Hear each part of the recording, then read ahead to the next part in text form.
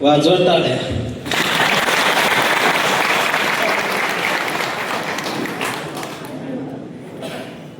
माझं मला कळलं मी कुठं कुठं चाललंय.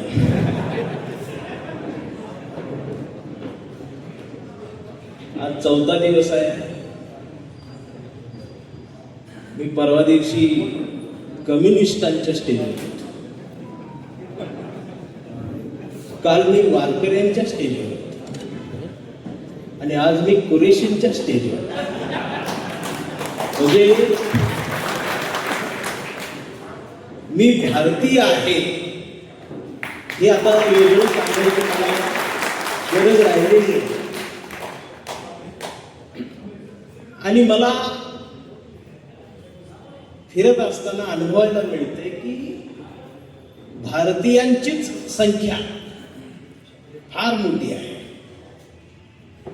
आता काही काही कार्यक्रम फक्त एका धर्माचे होतात, ते कट्टर असतात. मला जाणवतंय चौकात एक पप्या असतो. पप्या येडा असतो,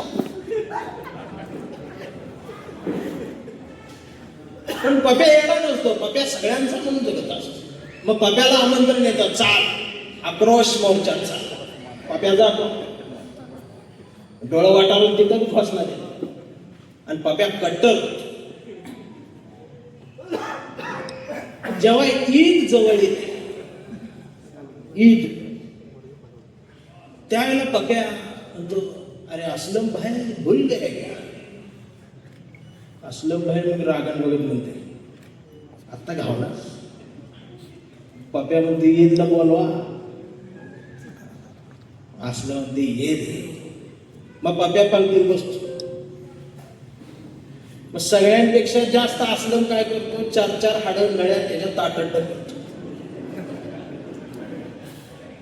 मग पप्या पोटभर जेवतो, शेवटची नळी अशी ओढून घेतो आणि मग म्हणतो, सर्व धर्म समभाव.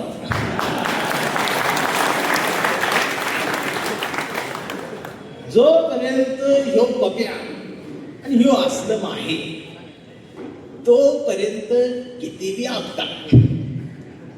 हा देश भारताचा आहे, भारतीयच राहणार आहे, काही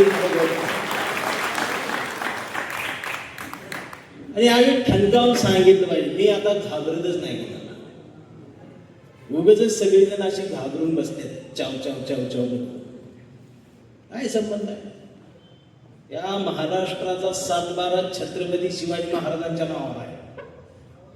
हा महाराष्ट्र, हा देश फुले शाहू आंबेडकर छत्रपती शिवाजी महाराजांचाच आहे, त्यांचाच राहणार आहे. बाकीच्यांचा अजिबात इथं नाटकं पकडून घेतली जाणार नाही. आणि आज या कार्यक्रमाला तो असलम बी उपस्थित आहे, तो पप्या बी उपस्थित आहे. आणि ही बारामती आहे आणि हा भारत आहे. सगळे आहेत. फक्त तुमच्यातला संवाद जो थांबला होता ना, तो संवाद करून द्यायला कोण नव्हतं. आता हे काळा दगड आहे, बोला एकमेकांशी. जय भीम, जय शिवराय, जय भीमराय, जय अहिल्याबाई होळकर. हे मागचं दडवून ठेवण्यात सगळं बाहेर काढणार आहे.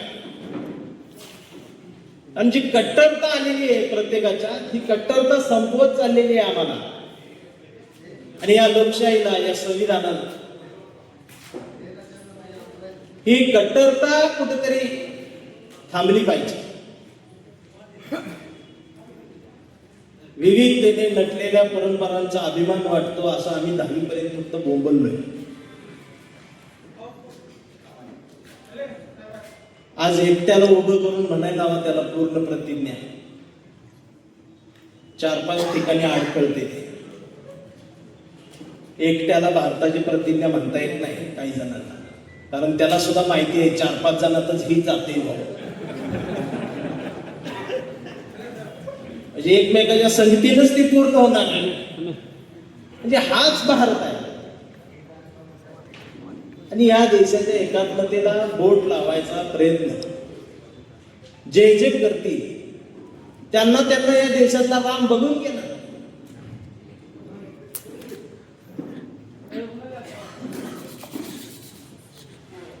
पण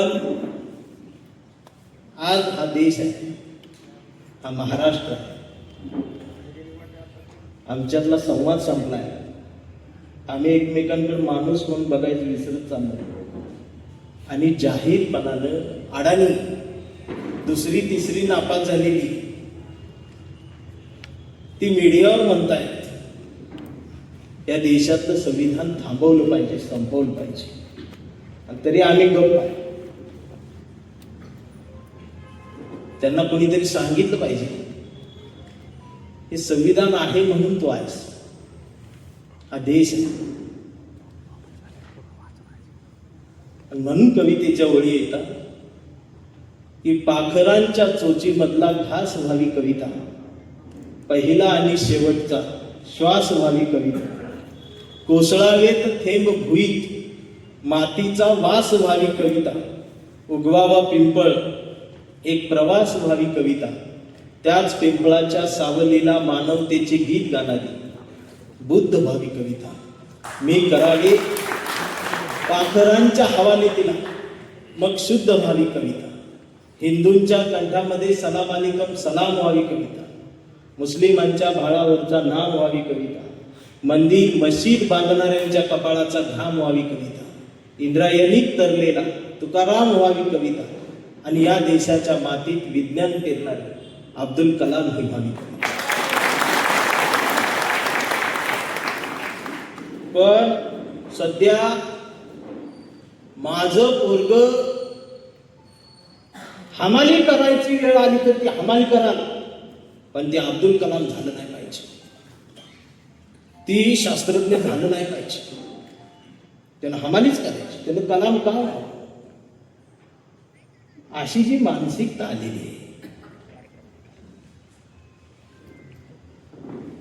कारण आम्ही सगळेच 20 मार्काचं नागरिक शास्त्र शिकलेली माणसं आहोत. आमच्या डोक्यात तेवढंच 20 मार्काचं आहे, ती बी मास्तरनंच प्रश्न त्यानंच उत्तर ठेवले. रस्त्याला एक खड्डा असतो, त्या खड्ड्याच्या अलीकडे 12 फूट अंतरावर बोर्ड असतो.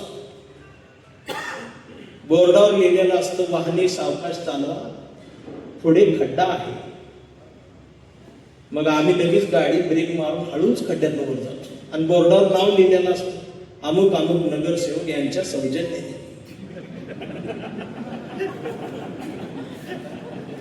मग आम्ही नाव बघतो आणि आम्ही म्हणतो भाऊ किती भारी, भाऊ किती काळजी घेतो. पण तो बोर्ड लावायला 12,000 रुपये भाऊने खर्च केला आणि खड्डा 3,000 मुजत होता, त्यानं मुजवला.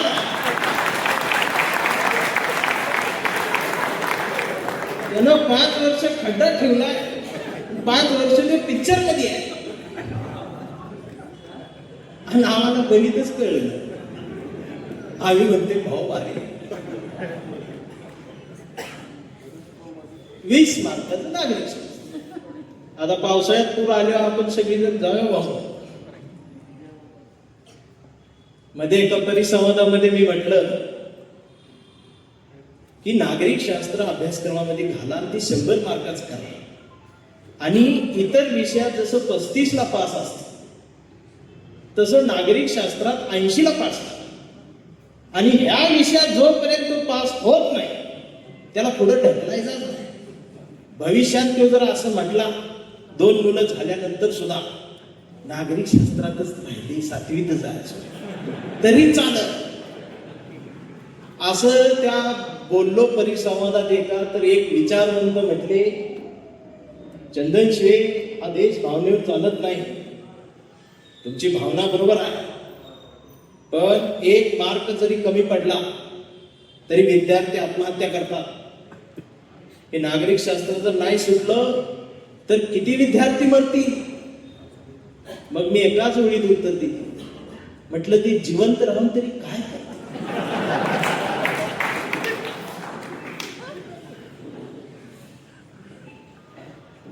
हा देश आहे, आणि आम्हाला बेरोजगार म्हणून कोणतरी चिडवते. आता तर डायरेक्ट झुरळच म्हणतात. आम्ही झुरळ. मग एक झुरळ बाहेर येतं, ते आंदोलन करत, मग भारतातली सगळी झुरळ त्याच्याकडे जातात. मग जेव्हा त्या झुरळाची जात काढली जाते बाहेर, तेव्हा अर्धी झुरळ परत आपल्या जातीच नाही. म्हणजे संघर्ष करणारा सुद्धा तुम्हाला पिचल्याला दलित नको आहे. आणि अशानं आम्ही भारत घडवण्याची स्वप्न पाहतो.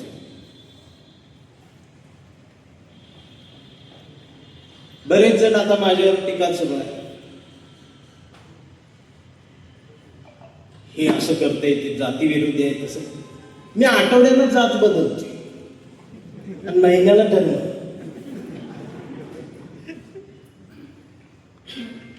तुम्हाला मी सापडणारच नाही. तुम्हाला या महाराष्ट्रातला संत ज्ञानेश्वर चालूच शकत नाही. कारण ज्ञानेश्वर म्हणतात, आता विश्वात्मके देवे येणे वाग्यत नाही तोषा. म्हणून ज्ञानेश्वर दाखायचा. तुकाराम तर चालतच नव्हता. तुकाराम तेव्हाही चालत नव्हता, तुकाराम आज बी चालत. तेव्हाचा तुकाराम वैकुंठाला पाठवायचा आणि आजचा तुकाराम बदली करून नाचवायचा.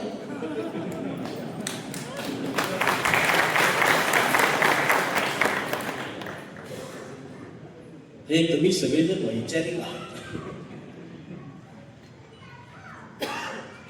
या देशातलं संस्कृत फार महत्वाचं होतं. आता अनेक जण माझ्याकडे म्हणतील, ही कुठं वाढ आहे? संस्कृत जगातली संस्कृत ही एकमेव भाषा आहे जी विज्ञानवादी भाषा म्हणून मी त्या भाषेकडे बघतो.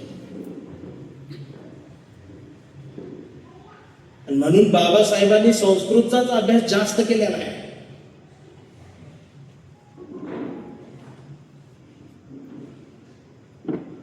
पण ही संस्कृत सर्वसामान्य माणसांची भाषा होऊ दिली नाही.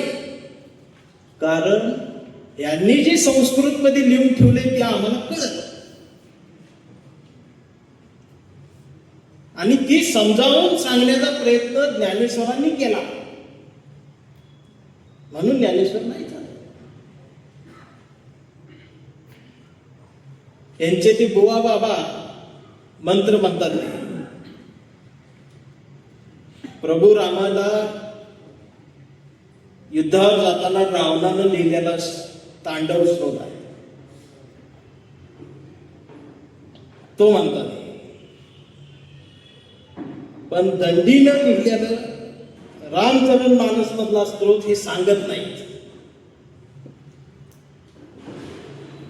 दंडीनं लिहिलेल्या दशावतारी कथेतली संस्कृत मधली 10व्या राजाची कथा हे सांगत नाही. कारण शबरीची उष्टी बोरं खाणारा, शबरीच्या मांडीवर डोकं ठेवून आपली वेदना अश्रूंच्या वाटेने पाडणारा प्रभू रामचंद्र हे आमच्यापर्यंत पोहोचू देत नाही. आणि आज रामाच्या मंदिरात चोरी झाल्यावर वर्ण अजून हेच म्हणतात, आम्ही आमचं बघून घेऊ.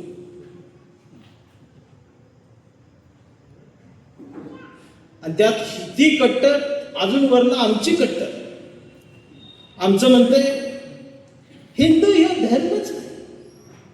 तू गप ना, तुझ्या ह्या कट्टरपणामुळेच निवडून येईन असतो. एक पण भावकी मतदान करत नाही. त्यात असं बोलल्यावर ती लांब हाकलून देते. पेट्रोलला पैसे नाहीत आम्हाला आणि प्रचार करते आम्ही. आणि वर्ण अजून माझ्या रक्तात बाबासाहेब आहेत. मग मी त्याला थांबवत म्हणतोय, रक्तात तांबड्या पेशी, पांढऱ्या पेशी आणि लयच लाडू मिठाई खाल्ली असली, चहा प्याला असला तर शुगर सापडते. आता तर त्याच्या पुढचंच वाक्य येते, माझं रक्तच निळ आहे. हे कट्टर. आणि असं बोलल्यावर आमचीच मला मारतात. मी रोज सगळ्यांचा मार खाते. मग मार खाऊनच मी काळा पडतो. मी आधी गोराच होतो. खरं बोलणे मारते. आता गंमत अशी झाली, परवा पुण्यात मी चहा पेत थांबलो. उदाहरण काल्पनिक आहे, ते पण अंधभक्तांना सांगावं लागतं. ती एक वेगळाच देश आहे भारतातला. ते 2014 जन्माला आहे. त्याला कळलं झाले आई कोण बहीण कोण. आईवरनं बहिणीवरनं शिवी देते, त्याच्या डीपीला छत्रपती शिवाजी महाराज आणि त्याचं आडनाव देशपांडे. आता ते युट्यूबवर बघत असताना माझ्याकडे एकटं बघत बसू, हे कुठं घावतो लगेच चालू.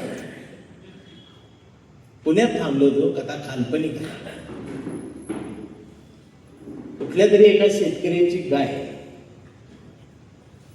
दावणीचा कासरा तोडून चौकात आली आणि गाय ओरिजिनल देशी गाय.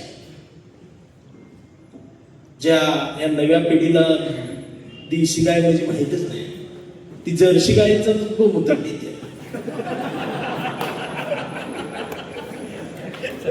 त्यांना ही ओरिजिनल आणि डुप्लिकेट कळलं ना, मुळात हेच ओरिजिनल नाही. मग कुणीतरी सांगितलं की ही आपली ओरिजिनल गाय. मग सगळी मोबाईल घेऊन गाय, सगळी मग कट्टार गायीच्या. मग ते रील काढायला लागले, फोटो काढायला लागले. त्या रील व्हायरल व्हायला लागल्या. देशी गाय पुण्यात, हे आपलं थांबलोय बघत. गर्दी जशी झाली तशी गाय भुजली आणि गाय या गर्दीला बघून पळत सुटली. तर ही सगळी फोटो काढायला गायच्या माग. मग पळत पळत पळत गाय गेली मशिदीत. गाय मशिदीमध्ये घुसली.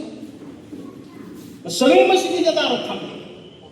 गाय तिकडे गेली, आपली गाय मशिदीत गेली. मग मशिदीत गाय आलेली बघून इकडचे कट्टर हे म्हटले, त्यांची गाय इकडे कशी. हे बी कट्टर हे म्हणते हाकला हाकला हाकला. त्यांनी हाकलली, मग गाय बाहेर आली. मग यांनी धरली, परत पाया पडायला लागली. तेवढ्यात एक जण म्हटला थांबा. गाय मशिदीत गेली, गाय बाटली.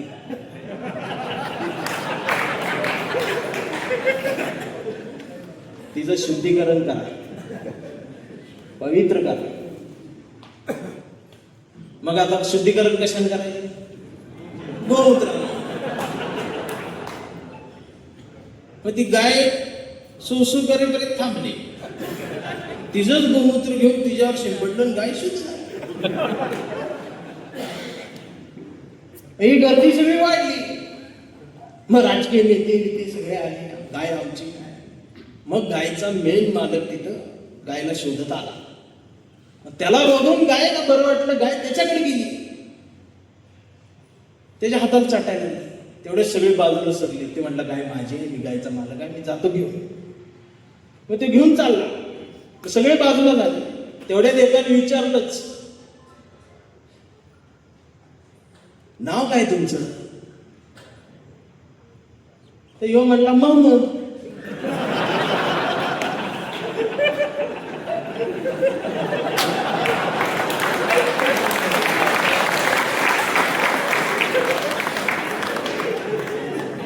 परत राणा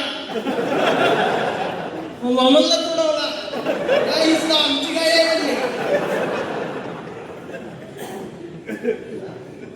आणि तिकडं दावणीला गोट्यात सकाळपासून आई गायब असलेली वासरू दिवसभर उपाशी राहून अंबरडा पडत त्याने कासरा तोडला. आणि गायीची पावलं बघत ती वासरू सुद्धा त्या गायीजवळ आलं, तिच्या कासला खानाला बिलगलं. त्यावेळेला सगळे बाजूला झाले. मग त्या गायीमधली आई मला दिसली, त्या वासरामधलं लेकरू मला दिसलं. मी आईची आणि गायीची कविता लिहिली. मग ह्यात ते धर्म आले. मग सगळ्या धर्मांनी मला मारला. ज्यांना गाई आणि आईच कळत नाही ते सांगताय. आज मी सांगतो, तुमच्यापेक्षा जास्त गाईचा आदर आम्हाला आहे आणि आम्ही शेतकऱ्यांची पोरं. आणि हे असं पुरुषीची बसलाय माणूस, या माणसाने घोषणा केली गाईला राष्ट्रीय पशुचा दर्जा द्या. आणि तेवढ्यामुळे ते माणूस मला आवडला. आज माझी सुद्धा तीच इच्छा आहे की आमच्या गाईला डायरेक्ट राष्ट्रीय पशु म्हणून घोषितच करा. म्हणजे तुमचं काय चालत नाही, कुणाचंच काय चालत. आता असं बोलली होती मारत्या, तुझा काही संबंध नाही. अरे आमचाच संबंध आहे.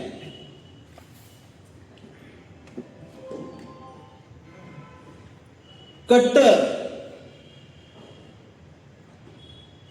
सगळीकडे कट्टर. आणि ह्या आमच्यातल्या कट्टरतेचा फायदा तो डायरेक्टर घेतो. तुम्ही आम्ही सगळे एका पिक्चर मधले कॅरेक्टर आहे. आपल्याला माहित नाही आपलं शूटिंग चालू आहे. आपल्याला न सांगता पण रोल दिलाय तो आपण निभावून चालू. कारण आम्ही आमच्यातला भारतीय विसरून गेले. 40 आमदार गुवाहाटीला गेल्यानंतर सुद्धा काय झाडी डोंगर हाटी बघून आम्ही डायलॉग ऐकून हसतच आलोय. पण आम्हाला नागरिक शास्त्रातलं हरवलेलं संविधान आम्हाला लक्षातच येईना. मी पुरोगामी आहे पण कट्टर नाही. माझं प्रतिगाम्यांवरती तेवढंच प्रेम आहे. मी शिव शाहू फुले आंबेडकरवादी आहे पण माझं टिळक सावरकरांवरती राग नाही. ही प्रेमाची भाषा बोलायला मी आलो आणि ती आम्ही बोलली पाहिजे. आमचा एकमेकांशी संवाद होत नाही त्यामुळे कोणीतरी खेळवतंय का काय असा संशय मलाही येतो. कारण आम्ही गाडगे बाबा, तुकडोजी बाबा, संत तुकाराम यांचं बोट सोडून आम्ही बागेश्वर बाबाचा दरबार धरला आणि बागेश्वर बाबाच्या दरबारात गेलं की कॅप्टन खरात बोट तोडतो. ही बोट तोडतो. आणि मला माहित पण नव्हतं या बोटाला अनामिका म्हणतात. त्या दिवशी कळलं. आम्ही आधी करंगळी जवळचं बोट एवढं जाणलं. ती बोट तोडतोय ते.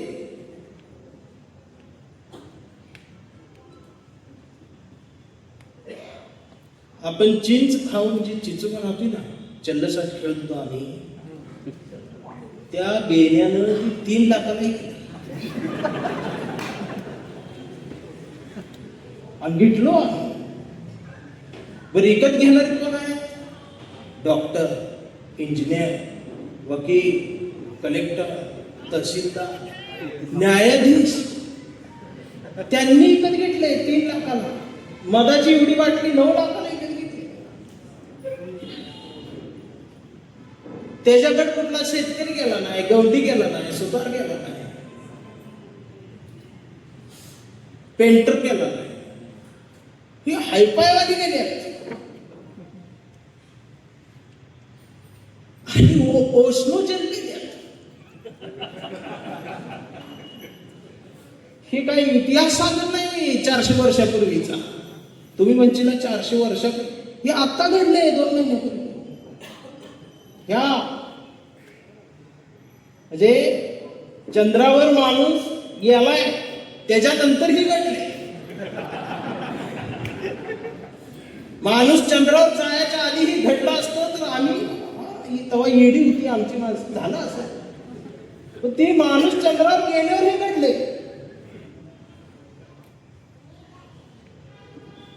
मला तर कधी कधी वाटतं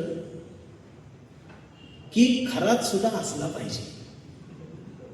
आमचं काय ऐकत नाही. मग ते बरोबर घ्यायचे. पण ते नुसता असला नाही पाहिजे, तर दर 6 महिन्याला असा खरा सापडला बी पाहिजे. ती बी व्हिडिओ सकट सापडला.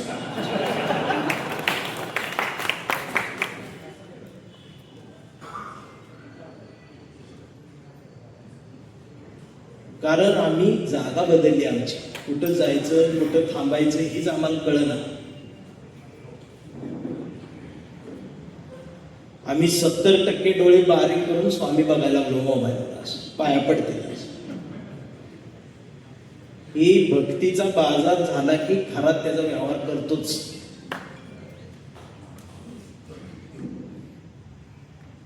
एवढं काय आम्हाला मिळाले. आमच्या बहिणाबाईंचे अभंग आहे. अरे संसार संसार जसा तवा चुल्यावर, आधी हाताला चटके मग मिळते भाकर. हाताला चटका लागल्याशिवाय भाकर येत नाही हातात. एवढं साधं तत्वज्ञान एका अडाणी कवयित्रीनं या महाराष्ट्राला दिलंय. तिच्या नावाने विद्यापीठ आहे. पण आम्हाला घाई, 2 दिवसात श्रीमंत कसं होईल याच्यासाठी बागेश्वर बाबाकडे जायचं. पण एक सांगू का, रील काढणारे बाबा, फोटो काढणारे संत, हे ढोंगी यांची संख्या कितीही असली तरी आलम प्रभू आणि रामकृष्ण परमहंसांसारखे ओरिजिनल माणसं, मठाधिपती या महाराष्ट्रात अजूनही आहेत. फक्त त्यांना विवेकानंदांचा शोध घेत चालले, त्यांना विवेकानंद सापडत नाही.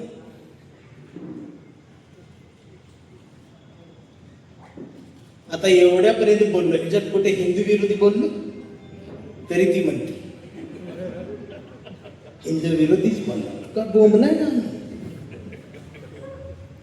संविधानात नाव घेतलं की म्हणते हिंदू विरोधी. आमचा हिंदू एवढा येडा नाही. रामकृष्ण हरी माऊली म्हणणारा आमचा हिंदू आहे अजून. त्याच्याशी तुम्हाला तुमच्याशी काही देणं घेत नाही. तुम्ही जे या वर्षभरात जे बॅनर लावले होते ना, हिंदू हिंदू हिंदू करून,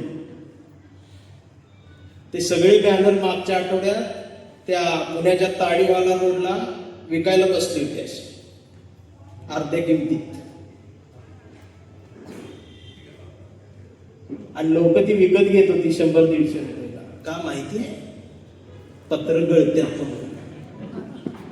आणि आज पाऊस पडतोय ना, तर प्रत्येक पत्र्यावर, गळणाऱ्या पत्र्यावर तो हिंदू असा थांबलेला आहे. आणि कुणाची जात धर्म न बघता त्यानं ती पावसात पाणी अडवून धरलंय. किती ती सुख देते, तो आमचा हिंदू आहे.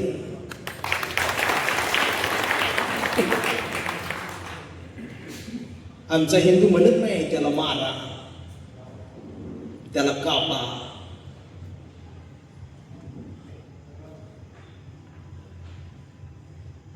आणि आज आम्हाला कळायला लागले की तुम्ही का हिंदूवरती ताबा घेतलाय. हिंदू या शब्दावर ताबा घेतला की दारुण चोऱ्या करता येतात.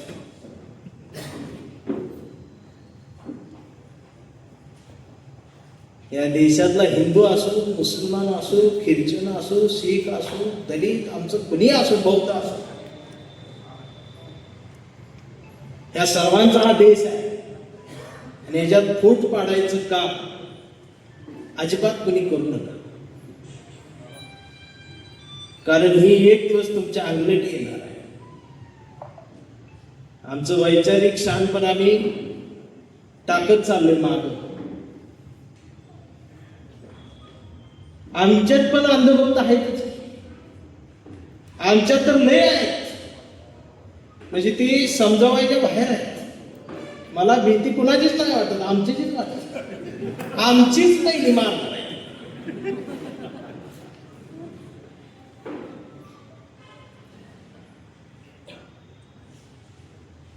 कट्टर बाबासाहेब आमचेच. काय संबंध तुझा?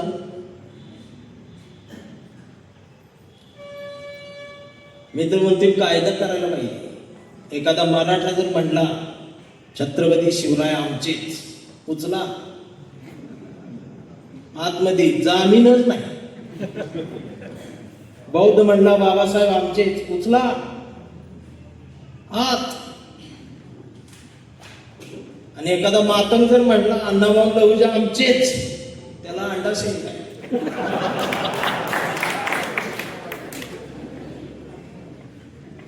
असं बोलल्यावर मागलं सुद्धा मला माझं एक बरं आहे, मी डायरेक्ट मागाला मागा म्हणू शकतो, महाराला हे महारा असं म्हणू शकतो, कारण माझ्याकडे दाखला एसटीचा आहे.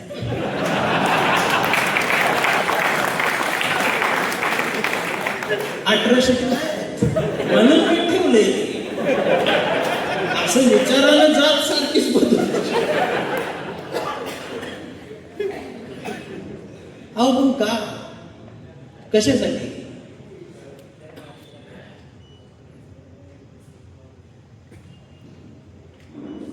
आम्ही आता आरक्षणावर भांडायला लागली, सगळीच भांडायला लागली. तर ते नोकऱ्याच नाही ते, आणि भांडणं मात्र चालू आहे.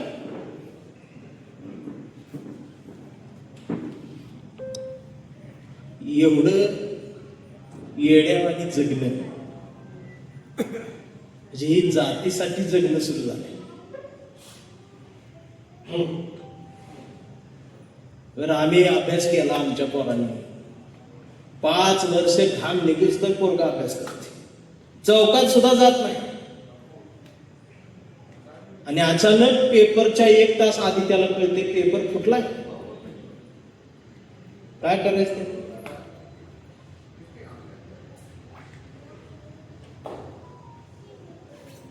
म्हणजे 20 लाख रुपये देऊन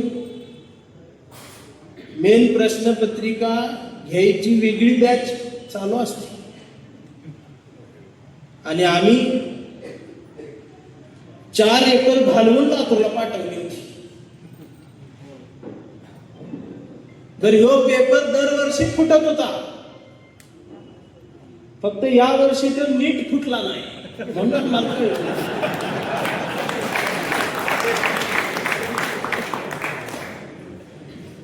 आता आम्हालाच भीती वाटायला लागली. ताप आल्यावर दवाखान्यात जाऊ का नको, आई कॉपी केल्यावर डॉक्टर आहे.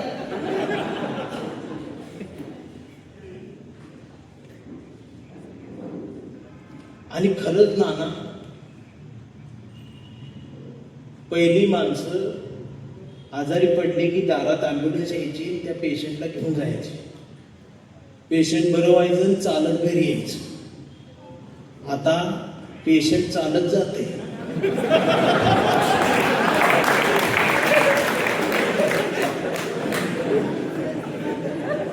नाकात कापूस कापून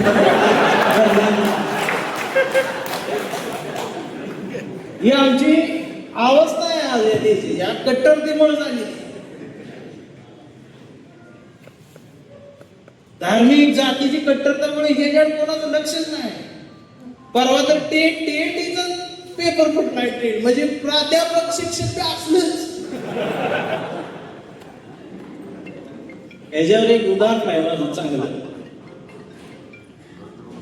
आता इथल्या वातावरणाशी ती किती मिळतं जुळते माहित नाही, तुम्ही ते नीट समजून घ्या. एका देशाचा एक राजा होता, तो अडाणीच होता. एका देशाचा होता, आपला नाव. मग त्याच्या मनात कधी बी काय नाही, आणि त्याच्या मनात जी येईल तेच करायचं. त्या देशाचा आपला नाव. आणि एक दिवस त्याच्या रात्री 8 वाजता मनात आलंच. त्यानं मनाशी विचार केला, म्हटला माझ्या देशात नेमकं काय चाललंय ही मला स्वतःला आता जाणून घेतलं पाहिजे. म्हणून त्यानं स्वतः वेश बदलला, त्याचा घोडा बाहेर काढला आणि घोड्यावर बसून तो राज्यात फिरायला चालला. मग माझं राज्य देश फिरायला लागलाय, राजा चांगलं चाललंय. आणि अचानक त्याला एक दुकान दिसलं आणि त्या दुकानाजवळ एक बॅनर दिसला, पाटी दिसली. त्या पाटीवरती लिहिण्यात आलेलं होतं, इथं पदव्या विकत मिळतील. राजाला आश्चर्य वाटलं, माझ्या राज्यात पदव्या विकत मिळतात. आपला चला, माझ्याकडे ही पदवी नाही, आपण एक पदवी घेऊ त्या राज्यात. इथला नाही. मग राजा त्या दुकानजवळ गेला, घोडा थांबवला, घोड्यावरनं राजा खाली उतरला, त्या खिडकीत गेला, त्या खिडकीत ती व्यक्ती बसली होती. राजाने विचारलं, साहेब पदव्या विकत मिळतात का? तर त्यानं मेनू कार्डच पुढे टाकलं. त्याच्यावर लिहिलं होतं SSC 10,000 रुपये, HS 20,000 रुपये, BA 30,000 रुपये, आणि तिन्ही पदव्या घेतल्या तर MA डिस्काउंट मध्ये. राजा होता, राजाकडे भरपूर पैसा होता. राजाने सगळे पैसे काढले, दिले, द्या म्हणला सगळ्याच पदव्या. राजाने सगळ्या पदव्या विकत घेतल्या. राजा पदवीधर झाला, त्याचा थाटच बदलला. मान ताट करूनच पाहिला, घोड्याकडे बघितलं, घोड्याच्या मानावर हात फिरवला, घोड्यावर बसला, घोड्याला टाच मारली. पण गंमत अशी झाली, घोडं पुढं विसरलं ना, घोडं मागून हलला. तासभर झालं घोडं पुढं टपकतोय, वरवरतोय, घोडं हलनाच. राजा म्हटला, घोड्याला काय झालं? मग त्यानं मनातच विचारलं, याला सवयच होती, मनातच विचारलं.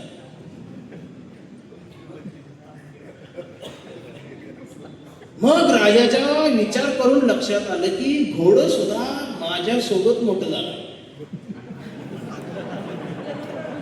आणि आज अचानक मी पदवीधर झालो. घोड्याला सुद्धा एक पदवी घ्यायला पाहिजे. घोड्याला विचारलं, तुला बी पदवी पाहिजे का? घोड्याने माना. घोडं म्हणलं पाय, हा म्हणला आलोच. राजा परत दुकानाजवळ गेला, म्हणला साहेब माझी विनंती आहे, मी पदवीधर झालो, पण लहानपणापासून माझं घोडं माझ्या सोबत मोठं झालं,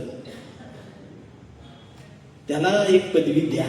ती घोडा रुसलाय माझ्या, घोडा रुसलाय, त्याच्यासाठी एखादी पदवी घ्या, द्या, पाहिजे तेवढं पैसे घ्या. तर त्या व्यक्तीनं हात जोडत उत्तर दिलं. ती व्यक्ती म्हणाली, साहेब माफ करा, आम्ही घोड्यांना नाही, गाढवांना पदवी आहे.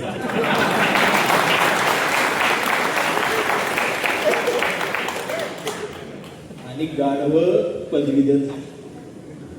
ही आमची व्यवस्था आहे, ही अवस्था आहे.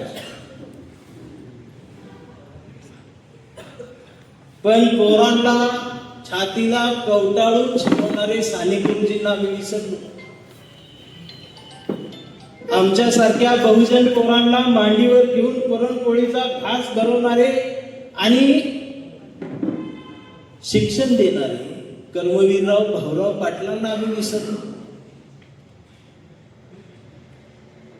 बायकोच्या गळ्यातलं मंगळसूत्र गहाण ठेवून विद्यार्थ्यांना कपडे देणारे माटे गुरुजी आम्ही विसरलो. पण आता मुलींच्या छातीवर नजर ठेवून शिकवणारे माने तयार झाले. विद्यार्थ्यांची शिष्यवृत्ती वरच्यावर लाटणारे भाऊरावांच्या जागी खाऊराव आलेत. आणि माटे सरांच्या जागी चौका चौकात शिक्षणाची दुकानं मांडणारे चाटे आणि गावकरांचे मोठे याच व्यवस्थेत निर्माण केले. म्हणजे साने ते माने, भाऊराव ते खाऊराव, आणि माटे ते चाटे आणि मोठे, हा आमचा भारतीय शिक्षण व्यवस्थेचा प्रवास आहे. आणि असं बोलल्यावर मला मार. आता ते अंधभक्त म्हणेल आमच्या घराजवळ माटेसर राहते, तो त्यालाच बोलला. त्याला माटे माहित नाही, साले सुद्धा त्याला माहित नाही. भाऊराव तर त्याचा इशी डोक्याच्या बाहेरचा आहे. आणि तो मला म्हणणार हिंदू गेला. अरे मी देशात काय केलं, या महाराष्ट्राचं काहीतरी केलं. प्रत्येक जातीला एक एक नेता आहे. जातीसाठी माती खाय पण एकेकाला सोडणार नाही. त्याच्याकडे बघितलं तर मला भ्यास वाटते. यांच्या घरचे तरी यांना कसं सहन करत असते. आणि ही जमात कधी हसत नाही बरं का, तर अशी एकटकच बघत असते. तुम्ही बघा तुमच्या आजूबाजूला हे जातीवादी दिसतात तुम्हाला, हसतच नाही. यांच्या डोक्यात तीच. चुकून जरी एका दगडावरती कोणी पान खाऊन चुकल्याला दिसलं ना, तिथं ती पाया पडते.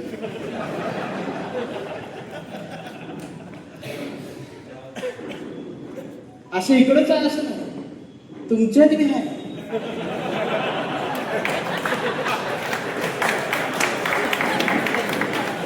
तुमच्या तिकडे डबल आहे.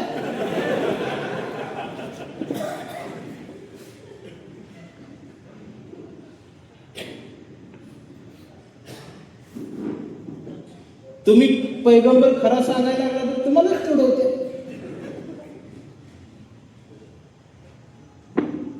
ती म्हणते शांत बस, जेवढं दिली तेवढीच बोल.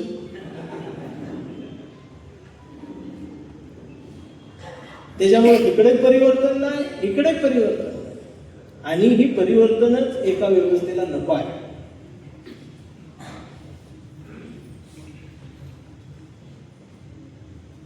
म्हणून कवितेच्या ओळी येतात की सारे धर्म ग्रंथ वाचले, पान चाळताना फक्त एवढीच चूक झाली, बोटाला जिभेवर न्यावा.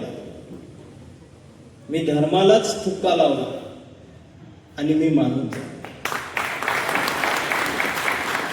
परवा घर रंगवताना रंगांचीच फार भीती वाटली. लोक हरामी, घराचा रंग बघून माणसाची जात ठरवतात. म्हणून मी आपलं घरच पांढरं शुभ्र केलं. मी जातीलाच चुना लावला आणि मी माणसात आलो. ही माणसात येणं गरजेचं आहे. आणि असं बोललं मारते, खरं बोलले मारते. दाभोळकरांना बी मारलं, पानसरेंना बी मारलं, कलबुर्गींना बी मारलं आणि सकाळी सकाळीच मारलं. Good morning.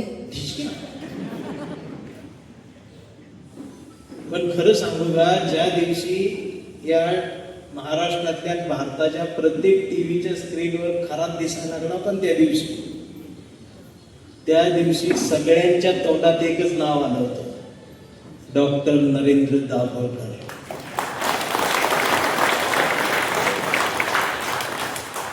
आणि ज्यानं कोणी गोळ्या घातल्यात ना, तो सुद्धा दार म्हणून रडला असं, आणि त्याची बायको गेली असं.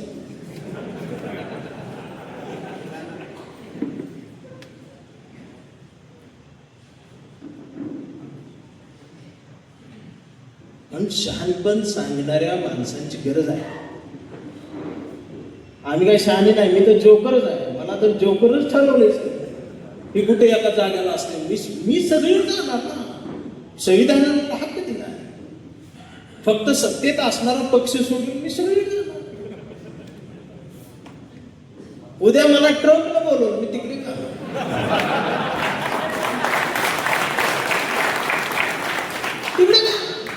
त्याला जाऊन मी बुद्धच सांग.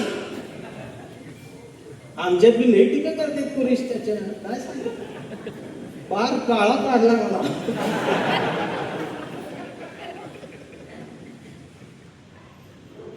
पण त्यांना एवढं सांगायचं आहे मला, ती घरात बसून लेख लिहणारी चळवळ करते. एप्रिल 2027 माझा आत्ताच बुक आहे आंबेडकर जयंतीला. बसा बोंबलत.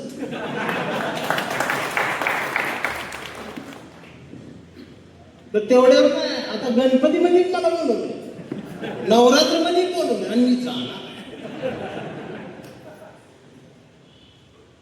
हॅलो भारतीय. मला आता असं वाटतंय की या देशात सगळं पाहिजे. भगवं पाहिजे, हिरवं पाहिजे, निळं पाहिजे, पिवळं पाहिजे. आता पांढरं पण पिक्चर मध्ये आलंय, पांढरं बी पाहिजे, सगळं पाहिजे. खेळा रंगपंचमी तुमची. आंदोलन पाहिजे, मोर्चा पाहिजे, आक्रोश पाहिजे. काय खेळायचंय ती रंगपंचमी खेळा. माझी फक्त एवढीच इच्छा आहे की माणूस मेला नाही पाहिजे. आणि ज्या वेळेला तिरंगा उभा राहील, तिरंगा फडकला की तुमच्या सगळ्यांची झेंडे बंद झाले पाहिजे. ओनली तिरंगाच पाहिजे. आता काय काय म्हणतात आमच्या देशाचा तिरंगा झेंडाच नाही. तिरंगाचा आहे बाबा, बोंबलू नका उगाच. कारण त्याच्यात अशोक चक्र आहे. पण अशोक चक्र आमच्या ह्याच्या गाडीवर असत, टू व्हीलर. आणि ते चौकात गाठ पडत मला असं, तोंडात मावा असते, वेगळे वेगळे मला.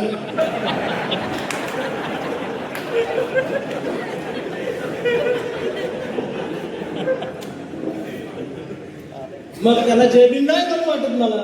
मी तोंड बदलून जातो तर ती मागलं म्हणते गद्दार. जयभीम ना गद्दार. मग जयंती जवळ आल्यावर त्याला ते अशोक चक्र मोठं करून खाली जयभीम दिलं. म्हणलं अशोक चक्र मोठं, जयभीम. हे काय अशोक चक्र. म्हणलं किती काढले आहेत. मग स्टँड लावून मोजायला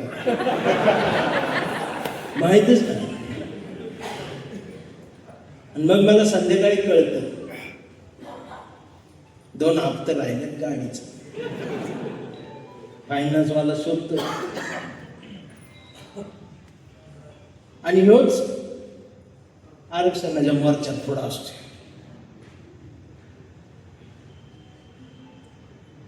आम्ही पुढे गेलो. किती पुढे गेले ती तरी सगळी पुढे आहे का मला बघू तीच किती पुढे गेली. मग एवढ्या झोपडपट्ट्या अजून आमच्या आहेतच कशा. शिकलेली बी कट्टर, बिगर शिकलेली बी कट्टर. म्हणून वरचा डायरेक्टर बरोबर पिक्चर बनवतो.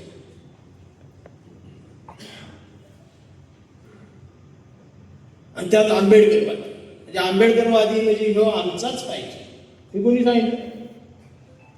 एखादे देशपांडे सुद्धा आंबेडकरवादी असतो, शेख सुद्धा आंबेडकरवादी असतो, भोसले सुद्धा आंबेडकरवादी असतो आणि कांबळे सुद्धा आंबेडकरवादी असतो. तुमच्या काय असेल त्यावर नाही. आंबेडकरवादी. आंबेडकरवादी म्हणजेच भारतीय आणि भारतीय म्हणजेच आंबेडकरवादी. ही सरळ साधी व्याख्या आहे.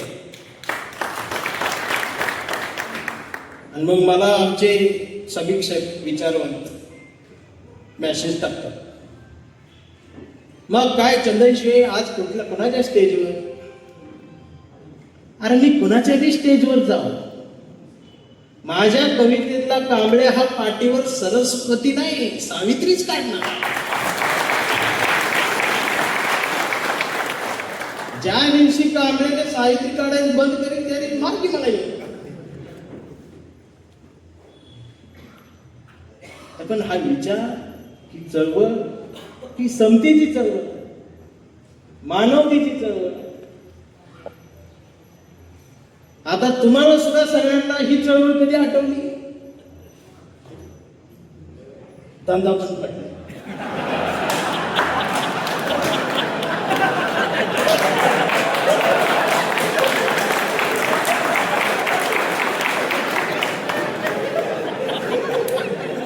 मला म्हणत नाही मी काय खरं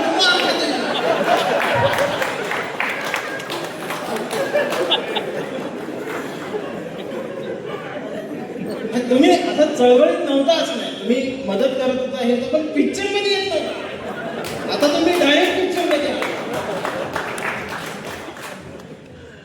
आता कळलं का मी मार्क खाते.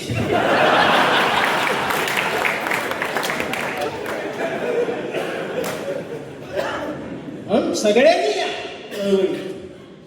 ही शिव शाहू फुले आंबेडकरांची पुरोगामी विचारांची माते इथं चळवळ आहे, हा विचार आहे. आणि कुणी किती उड्या मारल्या तरी या देशातला पुरोगामी विचार संपणार नाही, तो आम्ही संपू देणार नाही. बारामतीत असो, महाराष्ट्रात असो, पुणे जिल्ह्यात असो, भारतात असो किंवा जगात कुणाचीही सत्ता असो, रुबाब पुरोगाम्यांचाच असणार आहे, एवढं लक्षात ठेवा. आणि हा परिवर्तनवादी विचार आहे. आणि मी सुद्धा आता पुन्हा तुम्ही दाबलेली संस्कृत भाषा बाहेर काढणारच. आता बारकाईने काय काय मला जे ऐकतायत त्यांना मी सांगतो, या युट्यूब वाले ऐकते ती, मी ज्या दंडीनं रामस्मरण लिहिलेलं आहे ना, ते बाहेर काढणार आहे.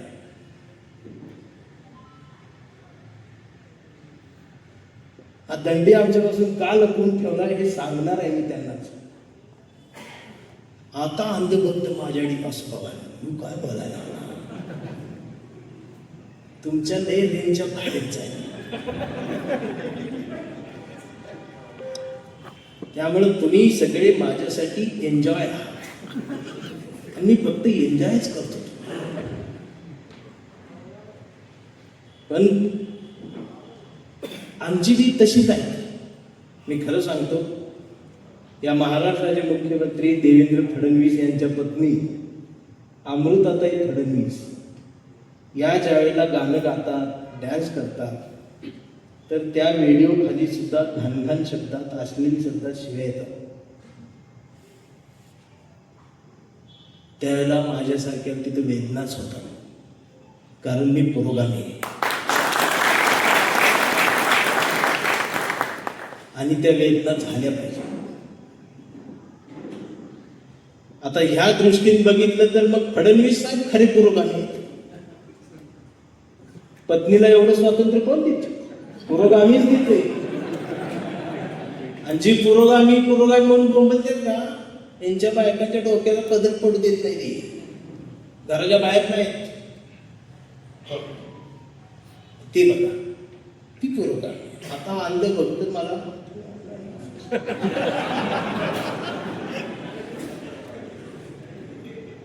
कौतुकच काय केलं, जे आहे ते आहे.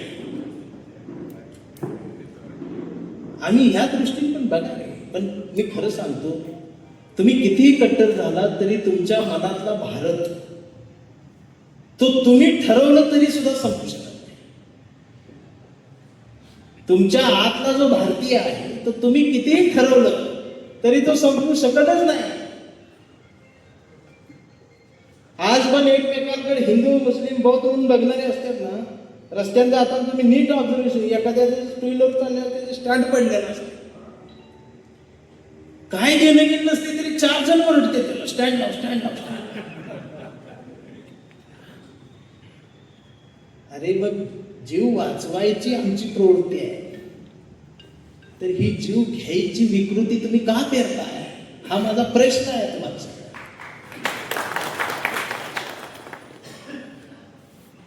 एखाद्या आईचं लेकरू दंगलीत मरतं, मग ती आम्ही असो किंवा आई असो, ते असं म्हणते का माझ्या नशिबात एवढंच होतं? ती इथल्या धर्मांना शिव्या देते.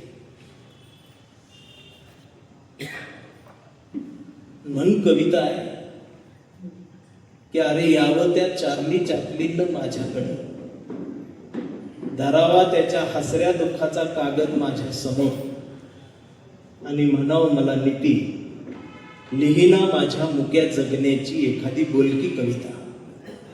तू माणसांवर प्रेम करणारा कवी आहेस.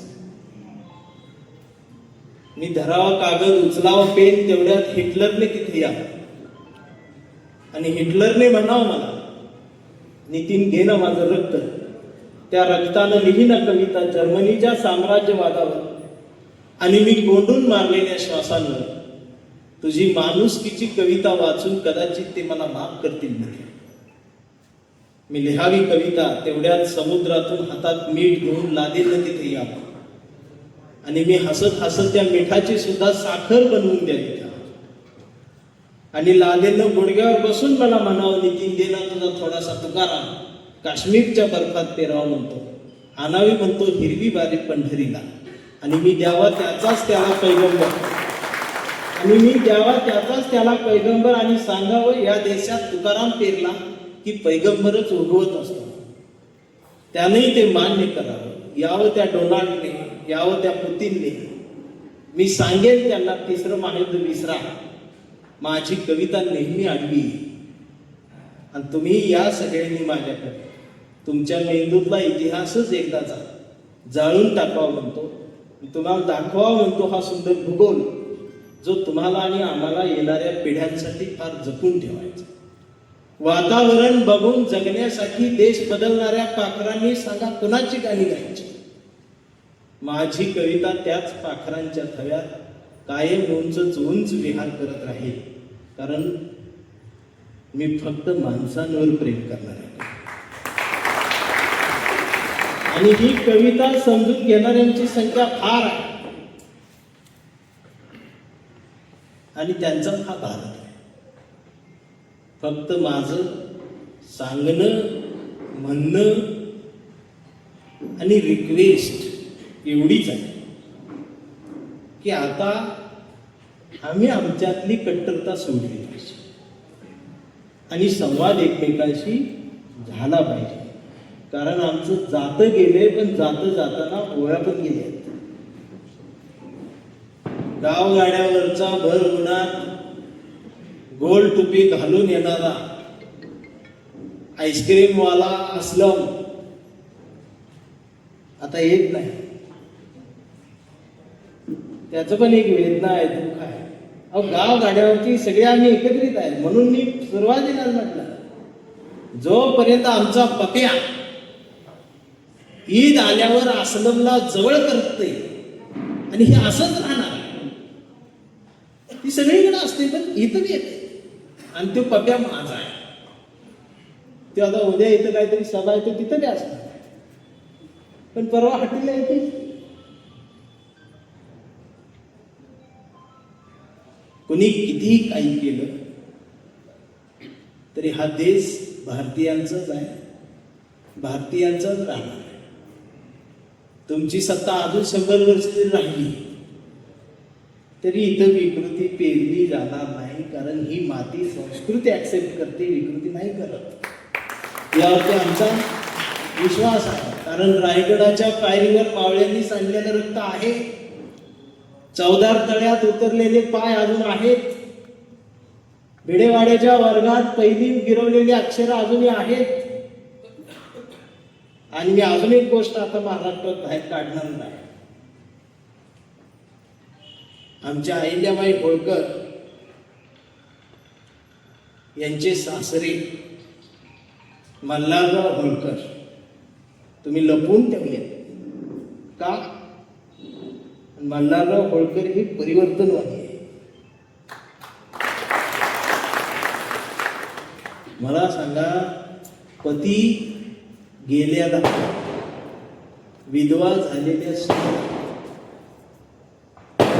घरात न बसवता सत्तेच्या गादीवर बसवणारा सासरा आज तरी बघायला मिळतो का? हे काम मल्हाररावांनी केलेलं आहे, मल्हारराव होळकर. आणि हे मल्हारराव होळकर सुद्धा आम्ही महाराष्ट्राला आता सांगत तुम्ही किती काय काय दाबून ठेवले, ही सगळं आम्ही बाहेर काढलं. आम्ही शांत होतो, पण आमची जी मेंदू असणारी पोरं, त्यांचा मेंदू काढून तुम्ही त्यांना रोबोट करायला लागला, हे बघवत नाही ना. आमची बी होते ती गोरक्षक आहेत आमची. त्यांना मी सांगतो या उद्या माझ्या आपण गाईला राष्ट्रीय दर्जाचा दर्जा मिळवून देऊ. त्यानं काय होईल, तुम्हाला 25,000 पगार चालू. तो कसा ती मी बघतो. आणि तुम्ही तिथं मागणी करून बघा, तिथं मारतीच तुम्हाला. सांस्कृतिक राजकारण खेळायचं नाही तुम्हाला, तर आम्ही अजून अण्णाभाऊ साठेंचा ढग बाहेर काढलेला नाही. आणि वामन दादाची सूरपिटी जर आम्ही बाहेर काढली तर पळता होईल, थोडी होईल तुमची. सांस्कृतिक राजकारण आम्हाला शिकवायचंच नाही. हा ही लढाई ती काय माणसाबरोबरची लढाई, माणसातल्या वाढत चाललेल्या विकृतीसोबतची लढाई. यदा यदा ही धर्मस्य असा उपदेश अर्जुनाला श्रीकृष्ण रणांगणात देत होता. आणि श्रीकृष्ण अर्जुनाला सांगत होते की धर्मासाठी तुला तुझ्या भावांना मारावं लागेल. आणि अर्जुनानं ते ऐकलं. आम्ही श्रीकृष्णाला जवळ करू, पण आम्ही त्याच वेळेला जे खळांची व्यंकटी सांडो तया सत्कर्मी रती वाढो, भूतास परस्परे पडो मैत्र जीवांची. खळ म्हणजे राक्षस, जे खळांची व्यंकटी, व्यंकट म्हणजे वाईट गुण, राक्षसांमधला वाईट गुण सांडला पाहिजे. आणि भूता परस्परे पडो मैत्र जीवांची, तो राक्षस मधला राक्षसी गुण गेल्यानंतर राहिलेला माणूस मला पाहिजे असं सांगणारा ज्ञानेश्वर आम्ही जवळ केलेला आहे. त्याच्यामुळं आम्हाला माणूस पेरायला जास्त अवघड नाही या देशात. तुमचं राजकारण करा, तुमची फोडाफोडी करा, अजून 40 फोडा, आमचं काय म्हणणं नाही. ही जी पेरणी सुरू करताय तुम्ही, ती होता कामा नाही. आणि हा देश छत्रपती शिवाजी महाराज, फुले शाहू आंबेडकरांचा हा देश आहे. भगतसिंग सुद्धा तुम्हाला नको आहे का, तर भगतसिंग नास्तिक आहे, भगतसिंग नाही बरोबर. पण भगतसिंग आज आमच्या काळजात आहे, आमचा आयडॉल आहे, आमचा हिरो आहे. त्या भगत संघाच्या स्वप्नातला भारत आम्हाला त्याला द्यायचा आहे. हे आम्ही सगळे विसरून चाललोय. आम्ही भारतीय असतोय कधी 15 ऑगस्टला एक गाणं लागतंय, ए मेरे वतन के लोगो. मग आम्ही सगळे भारतीय, सगळ्यांच्या डीपीवर तिरंगा, सगळ्यांच्या फेसबुकला तिरंगा, गालावर तिरंगा, टोपी तिरंगा, शर्ट तिरंगा. 16 ऑगस्ट आला की खेळ खलास. 26 जानेवारी पर्यंत तीच.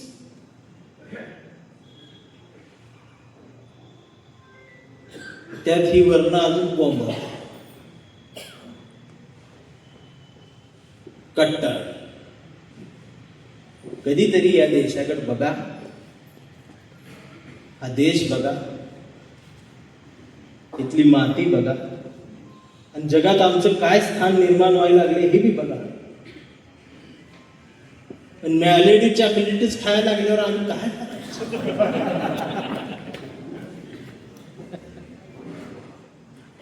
आणि असं बोलल्यावर मला माहिती,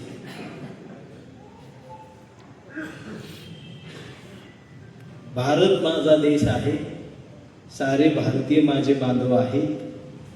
ही म्हणलेली प्रतिज्ञा आठवलीच पाहिजे.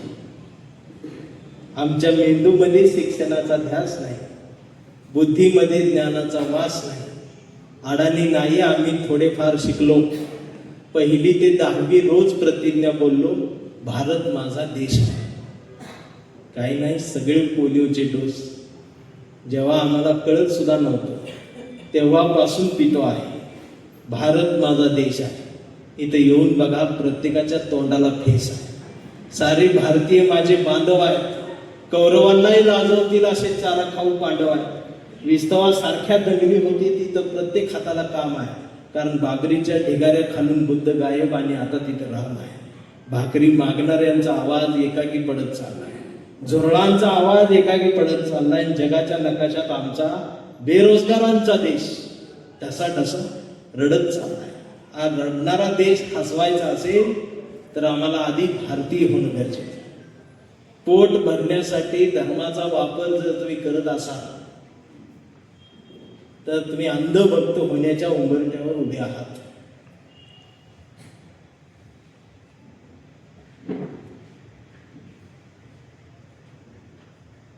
छत्रपती शिवाजी महाराजांना धर्माची गरज कधीच नव्हती, पण महाराजांची गरज तुम्हाला निर्माण झाली धर्मासाठी. हा तुमचा वैचारिक पराभव आहे.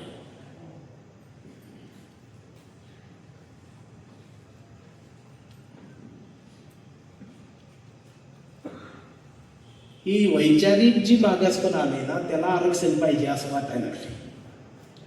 त्या बुद्धिमत्तेनुसार कॅटेगरी करा. यो अंधभक्त अ, अंधभक्त ब, अंधभक्त क, अंधभक्त ड ही कॅटेगरी करा आणि त्याच्यानुसार यांची गावं वेगळी करा.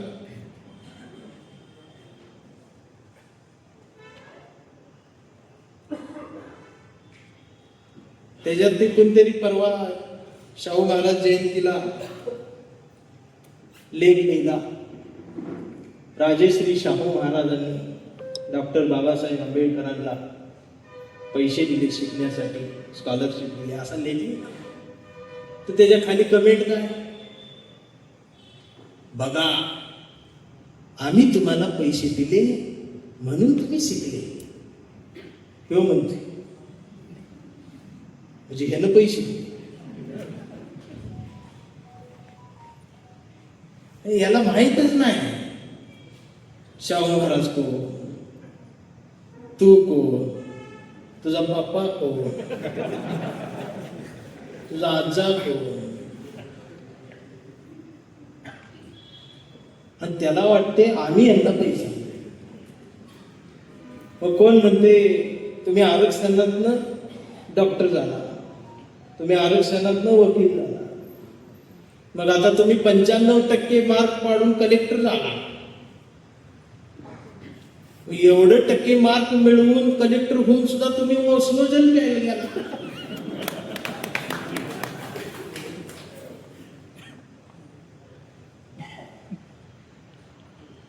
सगळेच डॉक्टर, इंजिनियर, वकील, कलेक्टर, तहसीलदार होतात. तुम्ही सगळेजण साहेब झालात पण माणूस नाही झालात. माणूस होणं यासाठी पाहिजे काहीतरी हातात पुस्तक. वाचा, सगळंच वाचा, माणसं वाचा, ही माती बघा.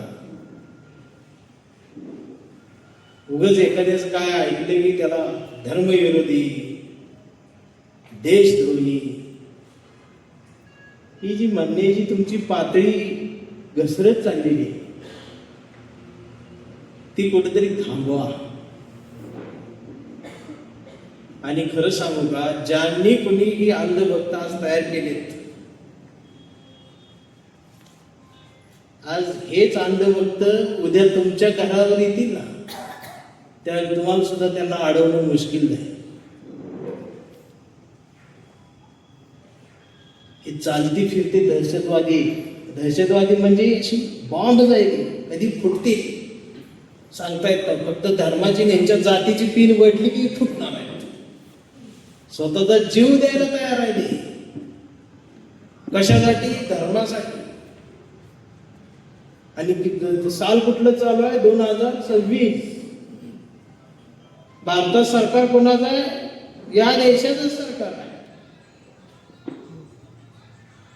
म्हणजे 1947च्या आधी इंग्रजांचं सरकार होतं.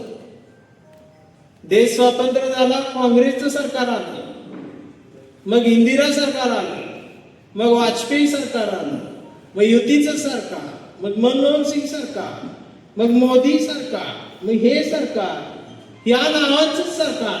आमचं सरकार कुठं आहे? भारताचं सरकार कुठं आहे? आम्ही या दृष्टीतलं कधी सरकारकडे बघितलंच नाही. आम्ही 20 मार्काचं नागरिक शास्त्र शिकलेले. म्हणून चळवळी ह्या वैचारिक पातळीवरती असावी, ती चळवळ असावी आणि शहाण्यांनी या चळवळीत आपला सहभाग नोंदवला पाहिजे. त्यात शेख पण असला पाहिजे, भोसले पण असला पाहिजे, देशपांडे पण असला पाहिजे, कांबळे पण असला पाहिजे, वाल्मिकी सुद्धा असला पाहिजे आणि आमचा धनगर सुद्धा असला पाहिजे, देवकोळे असला पाहिजे. सगळे असले पाहिजे. आम्ही सगळे भारतीय आहोत रे. कोणीतरी एक जण येऊन येते जाती नावानं पेटवते ना आम्ही पेटतोय. आमचा भारतीय खुट्टा एवढा मजबूत पाहिजे की तो कोणी हलवला तरी हल्ला नाही पाहिजे. आणि हलतोय का एवढं? आम्ही जात बघूनच मतदान करतोय. म्हणजे कसं बा असं ना आमचं आहे, तर कधी घर जातोय तरी बी आमचं. ही परिस्थिती थांबवून या देशाकडं आता भारतीय म्हणून बघण्याची गरज. म्हणून आता लय वेळ झाला, कांबळे पैदा घेऊन मी आपला जाणार आहे. आता परत सांगायला लावू नका एक कांबळे कोण आहे. मला काय वेळ अकलूजवरनं फोन आला, त्याचं नाव कांबळे. तेव्हा म्हणला तुम्ही कांबळे का नाव घेतले? म्हणलं काय झालं? ती सगळी मला चिडवली. मग माझ्या लक्षात आलं की त्या कॅटेगरीतच रमते. कांबळे हा कुठल्या जातीचा नाही, प्रत्येक कडव्यातला कांबळे वेगळा आहे. कांबळे हा सदाशिव पेठेत बी आहे आणि कांबळे भीमनगर मध्ये बी आहे, कांबळे मशिदीत बी आहे, कांबळे सगळीकडे आहे. ज्याच्यावर अन्याय होतोय आणि अन्याय होत असताना सुद्धा कांबळे ठामपणे उभा राहून लढतोय, हार मानत नाही, तो हा कांबळे. आज ज्यांनी राम मंदिरासाठी पैसे दिलेत त्यांचे पैसे चोरी झाले, पण त्यांनी कुणासोबतच दुःख बोलू शकत नाही, कारण आधीच पोबाटा करून ठेवला आम्ही. आता सांगायला आमचं द्यायला तो सुद्धा कांबळे आहे. त्याला माझी विनंती आहे, तू बाहेर ये आणि तू सांग मी भारतीय. आता असं बोललो भाई चिटणार आहे. म्हणून त्याच्यासाठी ओळी आहे की सांभाळू कशाला गर्दीत खिसा, सांभाळू कशाला गर्दीत खिसा रे, देवळात लपला तो चोर आहे. देवळातच एवढा मोठा चोर असल्यावर गर्दीत खिसा सांभाळायची गरजच काय? तिथं आशीर्वाद देऊन कापत्यात आणि इथं न कळत कापत्यात. न कळत खिसा कापलेल्या पाकिट माराची पोलीस कंप्लेंट करता येते, पण त्याची पोलीस कंप्लेंट होत नाही. आपल्याला जर चौकात एखादा पाकिट मार सापडला, आपला काही संबंध नसते, 4 जण त्याला मारत असते, तर आपण सुद्धा जाऊन त्याला मारतो. आपला काय संबंध नसतो, का तर ती चोर आहे म्हणून आपण बी जाऊन मारतो. पाकिट मारायला आम्ही एवढं मारतो. पुढचं काय बोलायचं कर, तुमचं तुम्ही बघून घ्या. जर अजून कुणाला वाटत असेल आमचा आम्ही बघून घेऊ, तर तुझी 10 एकर ती आमचा काय सांग. कविता आहे कांबळे, हे आमचा कांबळे. आता हे कंतय म्हणजे कंतय, आता लढतोयच, तो रडत नाही, हार मानत. आमचा कांबळे लय हुशार, कधीच नाही रडला, नुसताच कांबळा. कांबळे शाळेत गेला, मास्तरनं फळ्यावर सरस्वती काढली. कांबळे शाळेत गेला, मास्तरनं फळ्यावर सरस्वती काढली, पण कांबळेनं पाठीवर सावित्री काढली. आता इथं समजून घ्यायचं की कांबळेनं सावित्री काढताना सरस्वती खोडलेली नाही, ते अंधभक्तांनी समजून घेतलं. तुमची सरस्वती आहेच, पण आमची सावित्री आणि पुसू देणार नाही. कांबळेनं पाठीवर सावित्री काढली. म्हणून मास्तरनं कांबळेला असा तुडवला, असा तुडवला, असा तुडवला. पण कांबळे हुशार, नाही रडला, नुसताच काढला. कांबळे वयात आला, विशीत आला, मिशीत आला, कॉलेजमध्ये गेला आणि कांबळे तिच्या प्रेमात पडला. मग गार्डन मध्ये बसल्यावर तिने विचारली त्याची जात. कांबळे म्हटला, वेडे मी माणूस, माणूस माझी जात, प्रेमात कसली आली जात. मग माणूस माझी जात म्हटल्यावर तिने बरोबर ओळखली जात. मग तिनं बी कांबळेला असा तुडवला, असा तुडवला, असा तुडवला. पण कांबळे हुशार, नाही रडला, नुसताच काढला.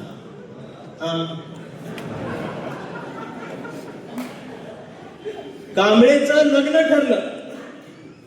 घरचे म्हणाले मुहूर्त पहा. कांबळे म्हणला जमत नाही, फुले वाचा.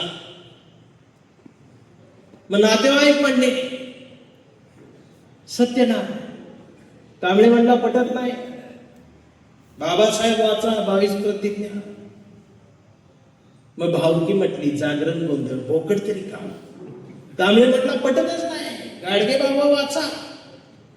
मग घरच्यांनीच दार लावून कांबळे बोकड शिजवून असा तुडवला, असा तुडवला. पण कांबळे हुशार, नाही रडला, नुसताच काढला.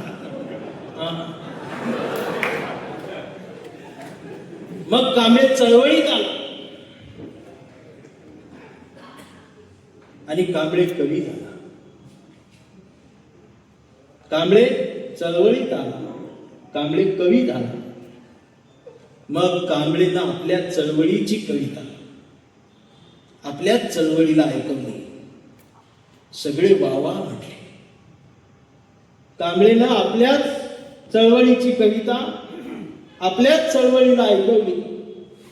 सगळे वावा म्हटले. मग कांबळेनं हीच कविता दुसऱ्याला जाऊन ऐकवली.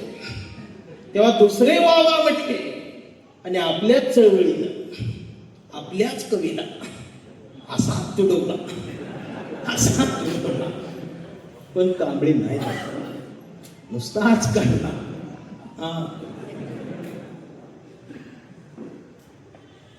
मग कांबळे राजकीय चळवळीत आला.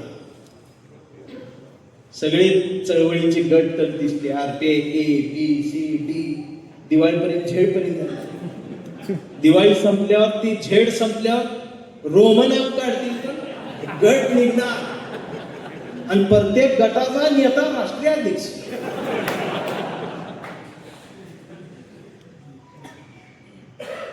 आणि राष्ट्रीय अध्यक्ष राहायला कुठं? अकलूज मध्ये.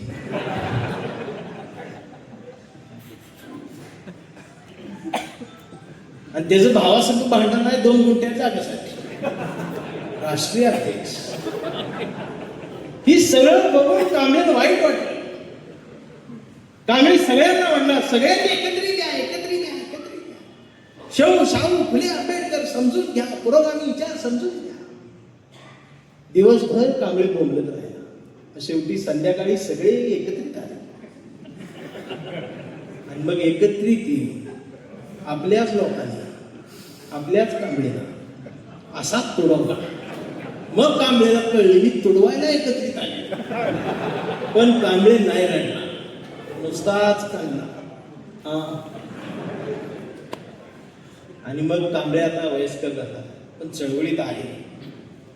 मग परवा ते कांबळे मुलगा ती इंस्टाग्रामवर असते, ते त्याच्यावर असते, ते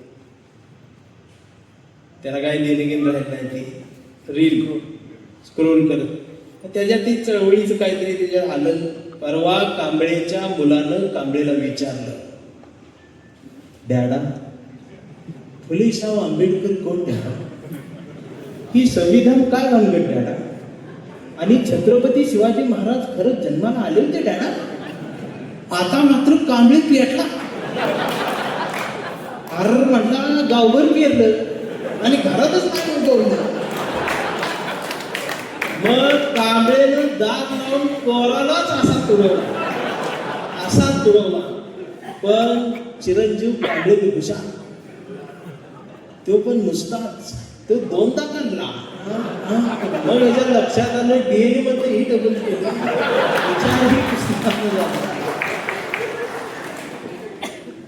आणि शेवटी या कांबळीचं या व्यवस्थेमुळे काय झालंय, हा कांबळे आता वेडा झाला. या शेवटच्या 4 वाक्यात खरी कविता आहे. कांबळे आता वेडा झाला. कांबळेला हे व्यवस्थेनं वेड ठरवते. कांबळे वेड्यासारखं मानवतेच्या घोषणा देतोय. कांबळे भारतीय भारतीय भारतीय म्हणून ओळखतोय. कांबळे शिवराय ते भीमराय नातं सांगतोय. कांबळे मानवता म्हणतोय. पण कांबळेच्या एका हातात कुठल्या रंगाची चिन्ही नाही. कांबळेच्या हातात हा देशाचा तिरंगा आणि मांडीवर संविधान. आणि मांडीवर संविधान त्यानं उघडून ठेवलं. पण डॉक्टर सुद्धा कांबळेला श्वाप देऊन तुडवतो. पण कांबळे नाही रडत, तो नुसताच करतोय. हा कांबळे जोपर्यंत जिवंत आहे तोपर्यंत हा देश पुरोगामी आहे. पुरोगामी देश जिवंत आहे. एवढं तुम्ही आम्ही लक्षात घेतलं. हा विचार आहे. आम्ही गणत का होईना, लढत का होईना राहू, हा विचार जिवंत राहणार आहे. आता त्यात तुम्ही सगळेजण आहात.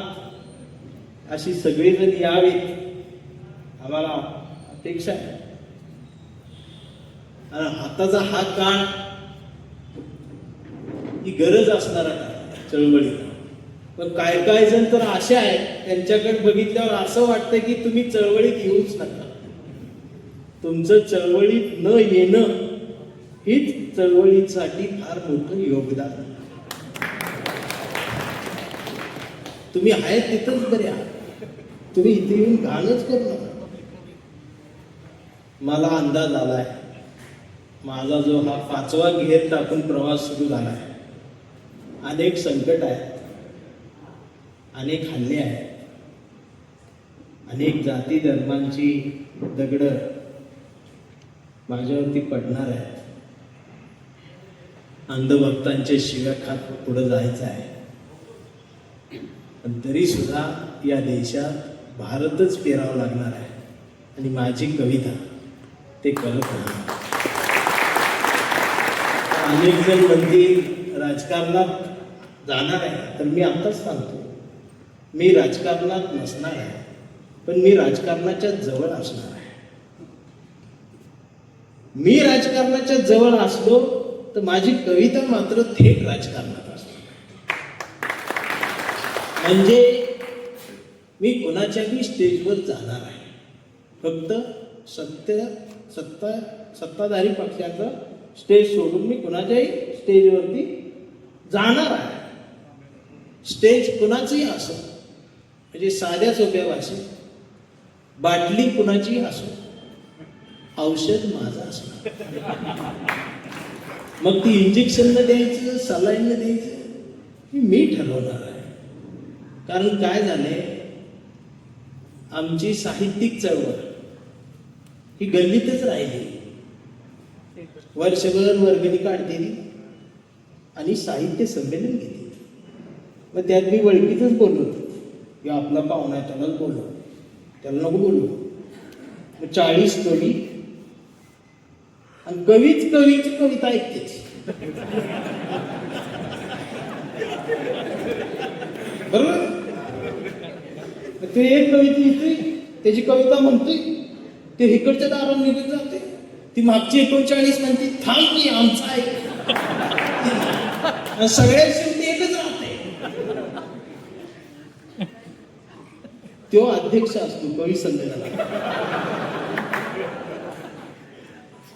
ही आमची साहित्यिक चळवळ, सांस्कृतिक चळवळ आणि आम्ही मोडीत काढूनच ठेवलेली आहे आमची.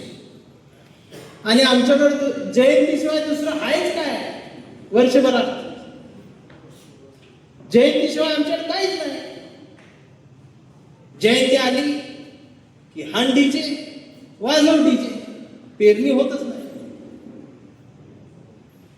म्हणून आम्हाला सगळ्यांना एक मूठ बांधून एक विचार, सांस्कृतिक राजकारण, साहित्याचं राजकारण, हे राजकारण आम्हाला खेळावं लागणार आहे. आणि यासाठी सर्व जाती धर्मांशी आमचा संवाद असला पाहिजे. आणि तो संवाद होत राहणं हे त्या चौकातल्या पप्यालाच कळतंय. संवाद नसल्यामुळे त्याचं काय हाल झाले त्याला कोणच विचार.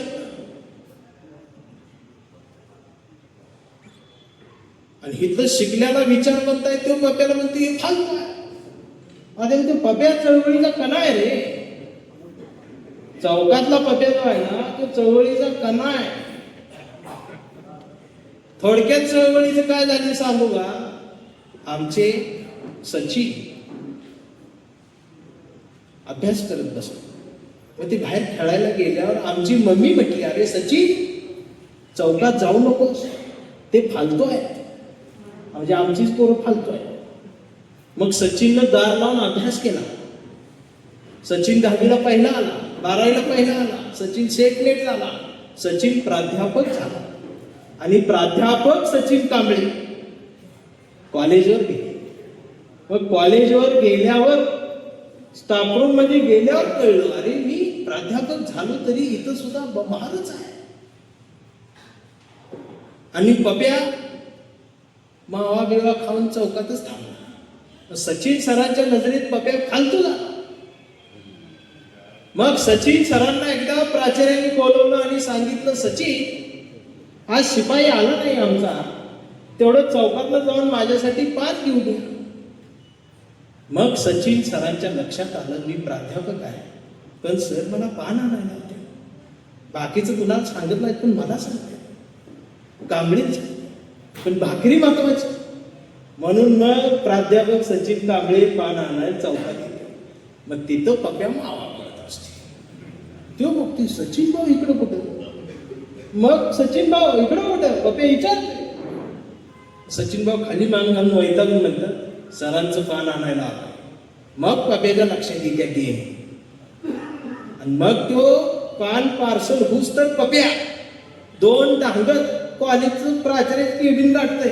प्राचार्याला उभं करते, 2 कानाखाली देत पप्या म्हणतोय, प्राचार्य सचिन कांबळे आमचे आहे, ऑफिशियल काम सांगायचं. परत जर पान आणायला सांगितलं तर हो भीम टोला बसल्याशिवाय राहणार नाही. चळवळीसाठी जेवढा प्राध्यापक सचिन कांबळे महत्वाचा आहे, तेवढाच हो भीम टोला वाजवणारा पप्या सुद्धा चळवळीसाठी फार महत्वाचा आहे. त्या पप्याला लांब सोडू नका. त्या पप्याला लांब सोडल्यामुळं पप्या गोरक्षण झाला.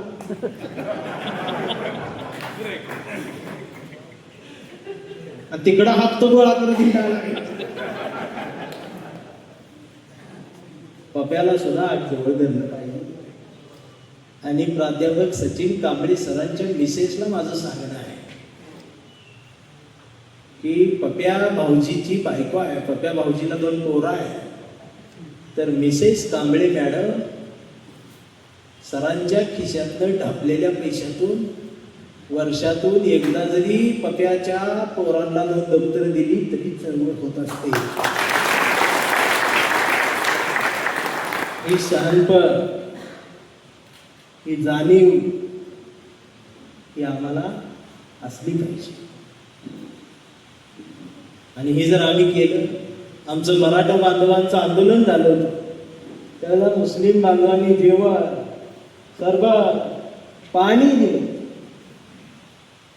आज खरं सांगू, त्या एका कृतीमुळं महाराष्ट्रातल्या गावगाड्यावर मराठा बांधव आणि आमचा मुस्लिम बांधव गुन्ह्यागोविंदात राहतात. ही प्रेमाची कृती आहे. आणि आमचा मराठा बांधव सुद्धा यांना कधी विसरत नाही. हा भारत आहे. ही भारतीय आमची संस्कृती आहे, ही एकात्मतेची आहे. आणि ही भारताची संस्कृती जोपर्यंत आहे, मी पुन्हा पुन्हा सांगते, कुणी किती आपटा इथल्या एकात्मतेला धक्का कधीच लागू शकत नाही. फक्त आधी जागं पाहिजे. आमच्यात एक गाणं आहे नुसतंच, जागं असावं भीमाचं पिल्लू जागं असावं. हे झोपून ऐकते गोधडीत. तर आपण खरोखर जागं राहूया. त्यामुळं कासम चाचा, तुमचे मनापासून आभार काय मानणार नाही.